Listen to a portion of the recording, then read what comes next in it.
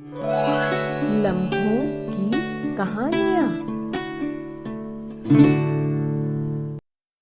नमस्कार मित्रों, स्वागत है आप सभी का लम्हों की कहानियाँ में। कहानी सुनहरी यादें। उसमें अभी तक आपने सुना कि कैसे प्रीति को लगा कि राकेश के मन में उसके प्रति कैसी भावनाएं हैं और वो स्वयं राकेश के बारे में क्या सोचती है। अब आगे। प्रीति ने आकांक्षा से पूछ ही लिया कि आज राकेश ऑफिस नहीं आया। तब आकांक्षा ने कहा, तुम्हें नहीं बताकर गया क्या? तुमसे तो वो हर बात शेयर करता है। फिर मुस्कुरा कर बोली, टेंशन मत ले, किसी अर्जेंट ऑफिशियल काम से टूर पर गया है। मुझे भी आंटी ने ही बताया। प्रीति ने कहा, अच्छा। उसके बाद प्रीति बेमन से अपने ऑफिस के सारे काम निपटाने लगी। प्रीति के वो 2-3 दिन बहुत मुश्किल से बीते। टूर से आते ही अगले दिन राकेश ऑफिस आया तो संजोग से प्रीति उसे अकेली काम खत्म करती दिखी। शाम का समय था। राकेश प्रीति के पास जाकर बैठ गया। अचानक राकेश को देखकर प्रीति का चेहरा खिल गया, पर अगले ही पल अपनी खुशी को छुपाते हुए अपने आप को फाइलों में व्यस्त सी दर्शाती हुई प्रीति बोली, अरे राकेश, तुम तो कल आने वाले थे। राकेश बोला, सबसे दूर 2-3 दिन में ही बोर हो गया। टूर पर मन ही नहीं लग रहा था, तो सारे काम जल्दी खत्म करके एक दिन पहले ही आ गया। प्रीति बोली, ओह, तो घर परिवार की याद आ रही थी। राकेश बोला, नहीं प्रीति, वहां अच्छा ही नहीं लग रहा था क्योंकि तुम नहीं थी ना। ऐसा कहकर राकेश प्रीति की ओर देखने लगा। प्रीति ने रजिस्टर में कुछ लिखते हुए राकेश की बात अनसुनी सी करते हुए कहा, क्या कहा राकेश तुमने? राकेश बोला, आजकल तो संडे को भी घर में मन नहीं लगता। प्रीति का मन हुआ कि कह दे, हाँ सही कहा तुमने, मेरा भी यही हाल है। तुमको एक दिन न देखूं तो मुझे भी चैन नहीं मिलता। पर फिर अपने आप को संभालते हुए प्रीति बोली, ओके राकेश, देर हो रही है, बच्चे घर पहुंच गए होंगे, अब मैं चलती हूँ।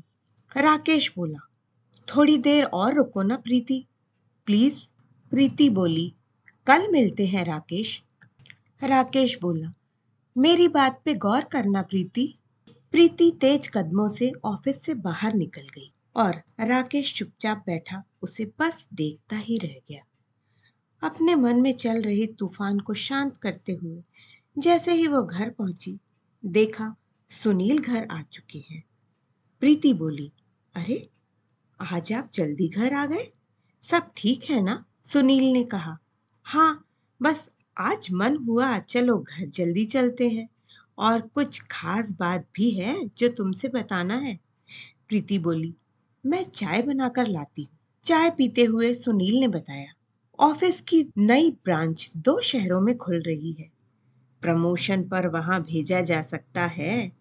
घर, नई गाड़ी और बाकी कई सारी सुविधाएं भी मिलेंगी, पर घर से दूरी बहुत बढ़ जाएगी। प्रीति, तुम मायके और ससुराल जल्दी जल्दी या हर त्योहार पर नहीं आ जा सकोगी। तुम बताओ क्या करना है, अब सब कुछ तुम्हारे ऊपर है। नहीं जाना तो मना भी कर सकते हैं। प्रीति ने मन ही मन कुछ सोचा, फिर बोली, प्रमोशन पर भेज रहे हैं और इतनी सारी सुविधाओं के साथ, तो क्यों नहीं जाना है? हम जरूर जाएंगे। और मायके ससुराल आना जाना वो थोड़ा मैनेज कर लेंगे। सुनील खुश हो गया, बोला, मैं अभी ऑफिस फोन कर देता हूँ। सुनील फोन करने चला गया। प्रीति सोच में डूब गई, क्या ये सही निर्णय है? क्या मैं आगे आने वाली परिस्थितियों से डर रही हूँ, या राकेश का सामना करने से बच रही हूँ, या अपने आप से लड़ रही हूँ मैं? क्या मैं अपने मन से हार गई हूँ? ये कैसा दो रहा है? ये कैसी स्थिति है? नहीं, मैं कमजोर नहीं हूँ। मैं किसी भी परिस्थिति का सामना कर सकती हूँ, और अगर सामने नियति ने खुद ही उसका हल ढूंढ दिया है, तो उसी पर चलने में भलाई है। फिर प्रीति ने एक गहरी सांस ली। उसके मन का बोझ कुछ हल्का हुआ। वह बुदबुदाई, वो अफसाना जिसे अंजाम तक लाना न हो मुमकिन, उसे एक खूबसूरत मोड़ देकर छोड़ना अच्छा। तभी सुनील भी पास आ गया। बोला, क्या बात है, खूब शायरियां हो रही हैं। प्रीति मुस्कुराकर बोली, चलो हटो, बहुत काम है। बच्चों के एग्जाम होने वाले थे, तो अगले ही दिन से प्रीति ने ऑफिस से छुट्टी ले ली और कुछ ही दिनों में एग्जाम के बाद सुनील और प्रीति बच्चों के साथ एक नए शहर में रहने चले गए।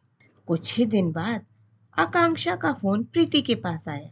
बोली, प्रीति, तू तो बड़ी छुपी रुस्तम निकली।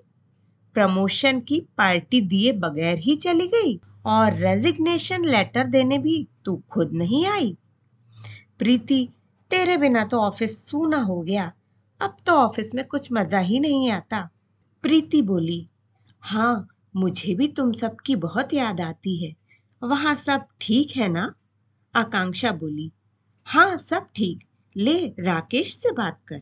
राकेश उदास आवाज में बोला, कैसी हो प्रीति? प्रीति बोली, सब ठीक। कुछ देर दोनों तरफ चुप्पी छाई रही। उसके बाद प्रीति बोली, राकेश, हम गलत रास्ते की ओर जा रहे थे। तुम बहुत योग्य और मेहनती हो। तुम्हें सफल आदमी बनना है। तुम्हें बहुत तरक्की करना है। तुम अपने और अपने परिवार पर ध्यान दो। और इसके बाद प्रीति ने फोन रख दिया। वह मन ही मन बोल रही थी, राकेश, अब तुम्हारा और मेरा परिवार सुरक्षित है और तुम्हारे साथ बिताए वो अनमोल पल मेरे जीवन की सुनहरी यादें बनकर हमेशा मेरे दिल में रहेंगे। दोस्तों, कहानी अच्छी लगी हो तो लाइक और शेयर कीजिए और मेरे चैनल को सब्सक्राइब जरूर कीजिए। धन्यवाद।